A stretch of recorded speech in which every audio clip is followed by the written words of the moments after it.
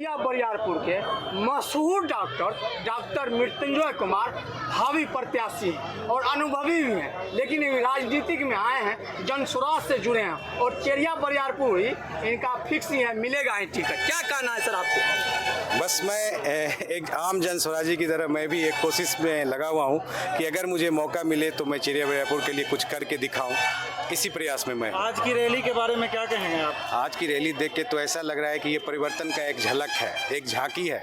मुझे लगता है कि जो चुनाव से पहले जो ये एक तूफान का एक आगाज़ था, जिन्होंने प्रशांत किशोर जी ने बकरी से शुरुआत कराया, इतनी बड़ी भीड़ मैं तो सिर्फ टीवी में ही देखा करता था और आज यहाँ धरातल पर देखने को मिला है। ऐसे सर आप तो अपना जो रैली किए थे सर, रैली आपका भी दमदार था सर, और जो आपके साथ मतदाता बहुत ज़्यादा था, इस पर क्या कहना है आप? देखिए, मैं जो रैली किया था मुझे 2 दिन का सिर्फ समय मिला था, क्योंकि मैं 2 दिन पहले ही जनस्वराज, उससे पहले मैं जनस्वराज में ज्वाइन किया था। तो 2 दिन के बाद मेरे जितने भी जानने वाले थे वो ग्रामीण, अधिकतर ग्रामीण और उसके आसपास के जितने भी इलाके थे, उनके घर से, जैसे आप बारात में रिप्रेजेंटेशन देते हैं कि भाई एक एक घर जाना है, खाना है, हर जाति हर धर्म ने वैसा वैसा रिप्रेजेंट दिया। कहने का मतलब है सर, जैसे कि आपको सम्मान दिया, जल्दी राजनीति में सम्मान नहीं मिलता है मतदाता का, इनको सम्मान मिला है और भीड़ तो भीड़ थी। क्या?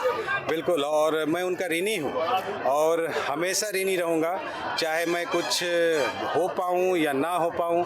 जिन्होंने हमें सहयोग दिया मैं उसका हमेशा ऋणी रहूँगा। एक सवाल है, योग कहते हैं वो हो सकता है, तो शिक्षा सबसे पहली प्रायोरिटी में होनी चाहिए। क्या लगता है अगर आप टिकट लेके जनस्वराज से चेरिया बरियारपुर में विधानसभा क्षेत्र में आते हैं तो आपकी टक्कर किससे होगी? मैं टक्कर के लिए दोस्त नहीं आया हूँ, मैं सिर्फ करने के लिए आया हूँ, क्योंकि मैं जो छोड़ के तो नहीं, वो तो कहने का मतलब है योग उम्मीदवार में अब चेरिया बरियारपुर में सर। निश्चित तौर पर इतना तो तुमको दिलाऊंगा कि तुम मेरे जिस तरह से सफ़ेद शर्ट पहना हूँ, मेरे चरित्र पर भी कभी दाग नहीं लगेगा। ईमानदारी से जनता के लिए आपके करूँगा। सामने कोई नहीं है टक्कर। मैं किसी से टक्कर नहीं दे रहा हूँ, मैं जनता को जागरूक कर रहा हूँ। मेरे भाई जागो। चेरिया बरियारपुर की जनता से क्या अपील करना चाहेंगे? मैं चेरिया बरियारपुर की जनता से अपील करना चाहता हूँ कि जो गुलामी से आज़ादी मिली है, लेकिन अभी जो विगत वर्षों में कुछ वर्षों से चला आ रहा है, अभी हम लोग मानसिक गुलामी के दौर से गुजर रहे हैं। उस मानसिक गुलामी से उनको ऊपर उठना होगा। अगर अपने बच्चे के भविष्य को बदलना चाहते हैं तो अपने बच्चे के भविष्य को बदलने के लिए एक बार सभी चीज़ से ऊपर उठ के जनस्वराज का साथ दें। धन्यवाद। हमारी सरकार आएगी, सबसे पहले मैं शराब को शुरू कर दूंगा, क्या कहेंगे इस पर? मैं अभी कुछ देर पहले आपके एक मित्र, पत्रकार मित्र ने यही सवाल पूछा था।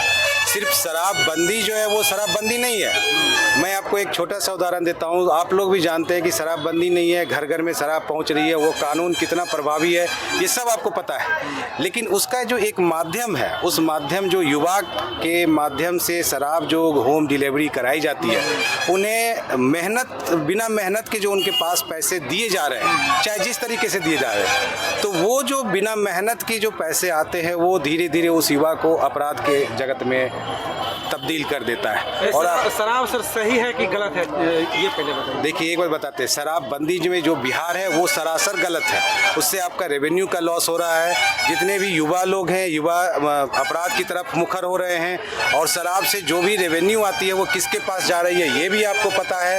पहले शराब का काउंटर हुआ करता था कि चलिए वहाँ जाके लेते थे, और आप वहाँ खड़ा होकर लेने में आपको झिझक भी होती थी बहुत सारे समाज में लोगों को। लेकिन अब तो जब घर में आती है तो किसी को झिझक नहीं होती है। ये भी तो कर सत्ता में यदि आते हैं तो शराब को और कड़ाई से अपने स्तर से बंद करेंगे। देखिए, शराब गलत है तो नहीं, देखिए एक बार जान जाइए, शराब को अपने कड़ाई के स्तर से देख लिए कि शराब को बंद करने के चक्कर में सारा प्रशासन उधर लगा हुआ है, लेकिन इधर हत्याएं, मर्डर जिस तरह से बढ़ गई है, अगर पुलिस का ध्यान अगर दूसरी तरफ रहिएगा तो इधर तो होना ही होना था। तो कहीं ना कहीं ये अप्रभावी साबित हुआ है, जिसकी वजह से इसको निश्चित तौर पर खत्म करना ही चाहिए। आप सर चेरिया बरियारपुर विधानसभा से, ठीक है सर, गरीबी वहाँ बहुत ज़्यादा है, बेरोजगारी बहुत ज़्यादा है। आप अगर वहाँ जीत के आइएगा क्या करिएगा? जो बेरोजगारी घटाइएगा, पहले गरीबी घटाइए, शिक्षा घटाए। देखिए, एक बात जान जाइए, अगर कहीं भी गरीबी हटानी है तो सबसे पहले शिक्षा को लाना पड़ेगा। उदाहरण के तौर पर मैं अपनी ज़िंदगी में देता हूँ, जो मैंने देखा है। मैं भी एक किसान परिवार से था और जैसा आप लोग देखते हैं वैसे ही था, लेकिन आज अगर ऊपर वाले के दया से मैं अगर सामर्थ्यवान हूँ तो वो